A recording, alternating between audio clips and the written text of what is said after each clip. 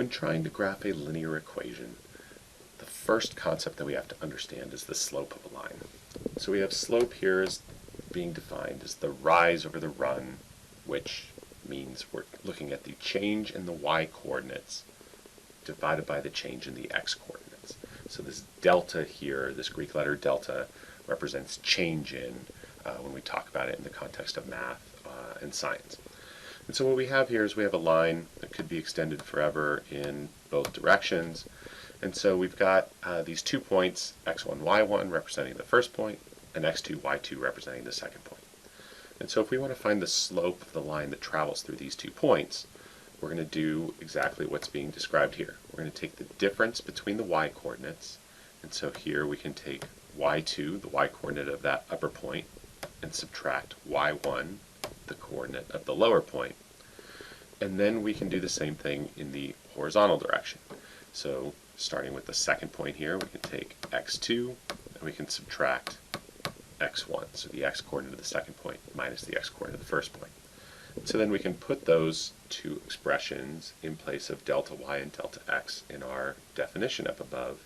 So we have y2 minus y1 over x2 minus x1. And so this is our slope formula. If we want to find the slope of a line, if we know 2 points through which it travels, we can use that equation. And the reality is, it does not matter which point you use as your first point and which you use as the second, because if we were to just reverse the order of the subtraction in each of these cases, we'd still end up with the same slope. Both of these expressions would have the opposite positive negative sign, but then those 2 negatives would cancel each other out.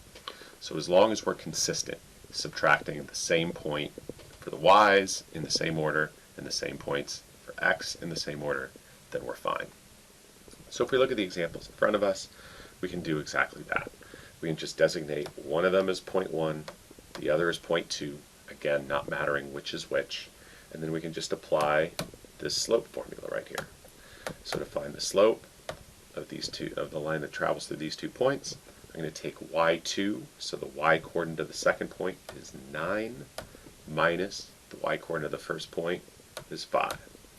Then I'm going to do the same thing for the x's. The x-coordinate of the second point is 3, minus the x-coordinate of the first point is 1. And so in this case, we get 9 minus 5, which is 4, over 3 minus 1, which is 2. And so we get a slope of 2 in this case. So the steepness of this line is 2. This tells us it's going to be going up from left to right across our graph with a slope that's a little bit steeper than that standard 45-degree diagonal with a slope of 1 through our coordinate plane. For the second example, do the same thing. So I've got m equals, I'm again going to just designate them in this same order of point 1 and point 2. So y2 is 3, the y-coordinate of the second point is 3, minus the y-coordinate of the first point is negative 5, over, and now in this case we have the same number for the x-coordinate in both of these, 7 minus 7. And so in this case we're ending up with, in the top, we're going to see it ultimately doesn't matter, but we get 8 when we subtract those over 0. Now we've talked about this before, we cannot divide by 0, a hole opens up in the universe, we all get sucked in and die. We don't want that to happen.